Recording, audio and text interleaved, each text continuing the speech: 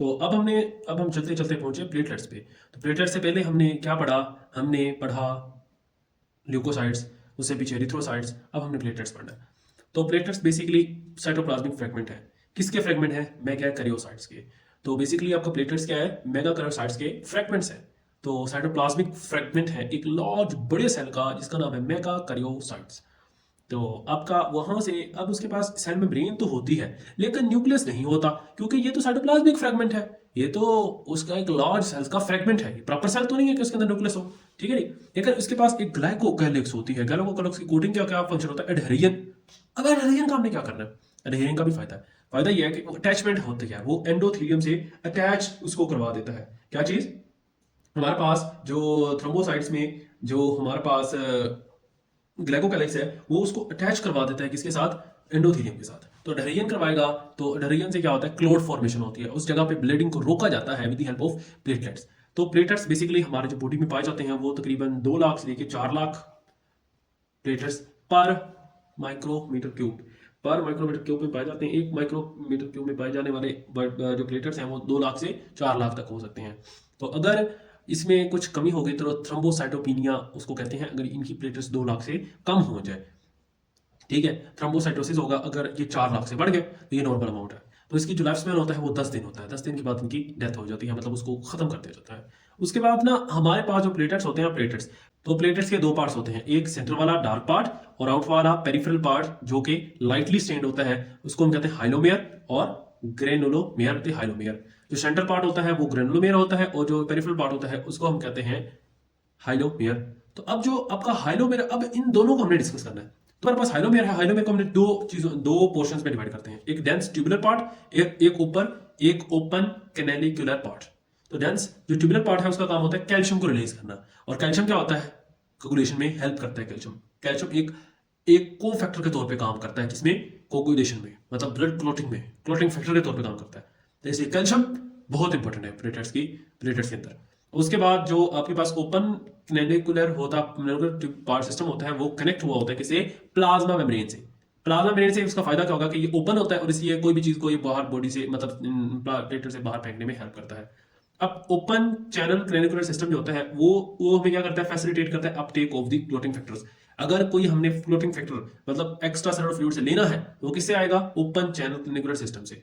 और अगर डीग्रेनुलेशन ऑपरेटर्स होनी है, मतलब वो ग्रेन्यूल्स को, कोई लाइसोसोम्स को बाहर जाना है, तो वो भी किसके जरिए जाएगा? इस ओपन सिस्टम के जरिए, ऊपर कैनिकुलर सिस्टम से। तो हम कह सकते हैं कैनिकुलर सिस्टम जो है वो क्या, ओपन चैनल कैनिकुलर सिस्टम जो है वो फैसिलिटेट करता है किसी क्लोटिक फैक्टर को अपटेक करने में। और डीग्रेनुलेशन ऑफ प्लेटलेट्स ने अगर कोई चीज बाहर सेल से फेंकनी है, मतलब प्लेटलेट से बाहर फेंकनी है, उसमें से कोई चीज रिलीज करनी है, तो वो साइटोप्लाज्मिक कंटेंट जो होता है वो रिलीज होता है with the help of open channel canalicular system से। और ये प्रोटीन फैक्टर को अपटेक करने के लिए, फॉर एग्जाम्पल सेरोटोनिन है या फिर फिब्रिनोजिन है, तो इन दोनों को अपटेक करना भी किसका काम है? ओपन चैनल कैनिकुलर सिस्टम से का। तो अब हमारे पास एक लास्ट थिंग है, as we discussed earlier that के हमारे पास जो है ना वो ब्लड सेल्स, जो हमारे पास प्लेटलेट्स है, प्लेटलेट्स के 2 पार्ट्स हैं। एक उसका पेरिफेरल पार्ट जिसको हमने हाइलोमेयर कहा था, जो कि पेरीफेरल पार्ट में पाया जाता था, और एक सेंट्रल पार्ट या ग्रेनुलोमेयर पाया जाता था।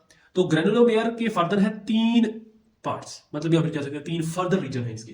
ग्रेनुलोमेयर के फर्दर 3 रीजन है, 3 टाइप्स है, या फिर इसको हम ग्रेनुलोमेयर रीजन जो है उसके फर्दर 3 तरह के उसके अंदर ग्रेन्यूल्स पाए जाते हैं। एक अल्फा ग्रेन्यूल्स है, एक डेल्टा ग्रेन्यूल्स है, एक लैम्डा ग्रेन्यूल्स है। अल्फा सबसे बड़ा है, डेल्टा दरमियाना है और लैम्डा जो है सबसे छोटा है। उसके बाद अल्फा ग्रेन्यूल्स है ना, इसका साइज कितना आप देख सकते हैं 300 से 500 नैनोमीटर है। और जो डेल्टा ग्रेन्यूल्स है उसका साइज कितना है 250 से 300 नैनोमीटर तक। और जो ग्रेन्यूल्स लैम्डा ग्रेन्यूल्स है वो 200 नैनोमीटर तक उसका साइज है। तो जो अल्फा है ना, अल्फा ग्रेन्यूल्स और डेल्टा ग्रेन्यूल्स और लैम्डा ग्रेन्यूल्स, इन तीनों का डिफरेंट फंक्शन है।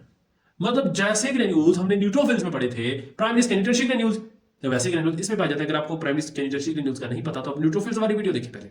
तो अब जैसे वैसे ग्रेन्यूल्स है उसमें अल्फा ग्रेन्यूल या प्राइमरी था, तो प्राइमरी में डिफरेंट तरह के ब्लड क्लोटिंग फैक्टर पाए जा रहे थे।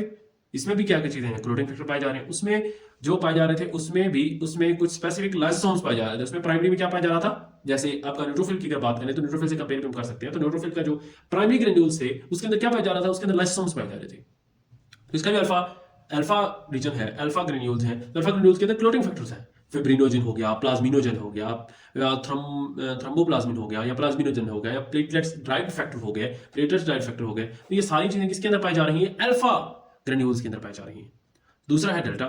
डेल्टा के अंदर क्या पाया जा रहा है, इसके अंदर हमारे पास सीरोटोनिन है, उसके बाद हिस्टामिन है, ईडीपी है, ईटीपी है, कैल्शियम है, जो कि इंजर्ड एरिया के साथ जुड़ के रहती हैं, जो कि इंजर्ड एरिया के साथ अटैच हो जाती हैं। तो प्लेटलेट्स एक्टिवेटिंग फैक्टर्स हैं, मीडिएटेड फैक्टर। तो ये प्लेटलेट्स मीडिएटेड फैक्टर्स हैं, for example serotonin, histamine, ATP और एडीपी, कैल्शियम, जो कि इंजर्ड एरिया के साथ एडहेर हो जाती हैं।